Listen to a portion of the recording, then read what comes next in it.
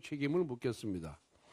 국민의힘은 지난주 금요일 국회 행안위 차원에서 선관위 비리 감사를 위한 현안 질의를 제안했습니다만 민주당에서 거절했습니다. 선관위원 인사청문회 때문이라고 하는데 인사청문회는 인사청문회이고 현안 질의는 현안 질의 아닙니까? 민주당이 선관위의 불법 비리의 심각성을 인지하지 못하고 도리어 부패 선관위를 비호하고 있다는 방증입니다. 국민의힘은 부패 선관위 개혁을 위한 5대 선결과제로 외부 감시, 견제 강화를 위한 특별감사관 도입, 선관위 사무총장에 대한 국회 인사청문회 도입, 선관위원장의 법관의 선관위원장의 겸임 금지, 시도 선관위를 행정안전위원회, 국회 행정안전위원회 국정감사 대상 기관으로의 도입, 지방 선관위 상임위원 임명 자격을 외부 인사를 확대하기 위한 선관위법 시행규칙 개정을 추진하도록 하겠습니다. 국민의힘은 이번 주 중으로 선거관리위원회 특별감사관법을 발의하겠습니다. 지난 28일 민생법안과 추경 논의를 위한 여야정 국정협의회가 민주당의 노쇼로 무산되었습니다. 우원식 국회의장까지 추경만큼은 다른 사안과 결부하지 말고 추진하자고 말렸지만 민주당은 끝내 민생을 걷어찼습니다.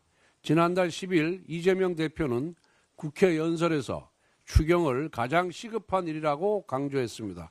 그러나 추경 논의가 시작되려고 하자 이재명 대표는 국정협의회를 버리고 탄핵 찬성 집회로 달려갔습니다. 탄핵 집회에서 이재명 대표는 본인의 옆자리를 종북 통진당 후예들로 채웠습니다. 민생과 중도 보수를 운운하던 이재명 대표의 행보가 얼마나 기만적인지 스스로 입증한 셈입니다. 그러다 보니 앞뒤가 맞지 않은 말들을 한 입으로 쏟아내고 있습니다. 상속세율 인하는 초부자 감세라고 반대하면서 정작 초부자에게도 25만 원 생활지원금은 꼭 줘야 한다고 합니다. 국민의힘이 발표한 에너지 바우처는 더 많은 지원이 필요하다고 주장하면서 이를 논의하기 위한 협상 테이블은 엎었습니다. AI 추경을 운운하면서 엔비디아 같은 기업이 탄생하면 그 지분의 30%를 국민에게 배분해야 한다고 주장합니다.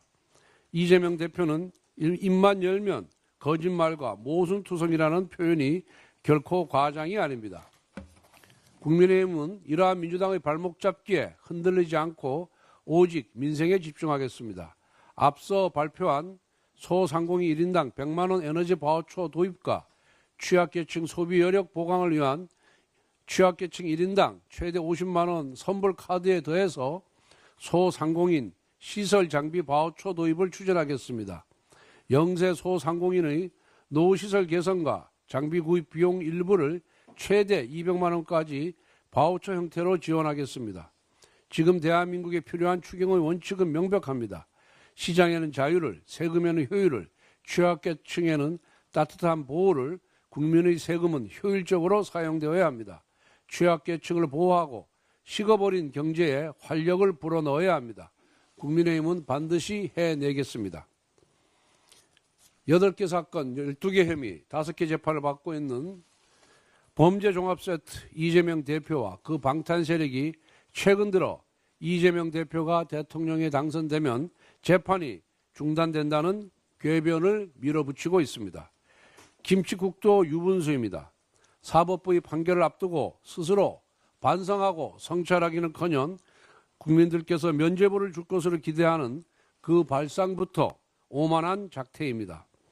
국회의원, 지방자치단체장 중에는 선거 전부터 진행된 재판의 결과에 따라 직을 상실한 경우가 비일비재합니다. 입시비리, 감찰무마, 사모펀드 비리로 유죄 판결을 받은 조국 전 의원이 대표적인 케이스입니다. 국회의원 당선증이 조국 일가의 면죄부가 범죄비리 면죄부가 아니었듯이 대통령 당선증은 범죄비리 종합세트 이재명의 면죄부가 아닙니다. 대통령이 당선되면 재판이 중단된다는 발상은 87년 국민항쟁으로 일궈낸 대통령 직선제 헌법의 취지를 왜곡하는 것입니다.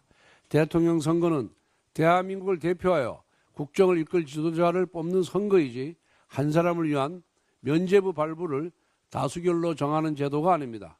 사법부는 이재명 방탄 세력의 궤변에 흔들리지 말고 모든 사람 앞에 공정한 판결을 내릴 것을 촉구합니다.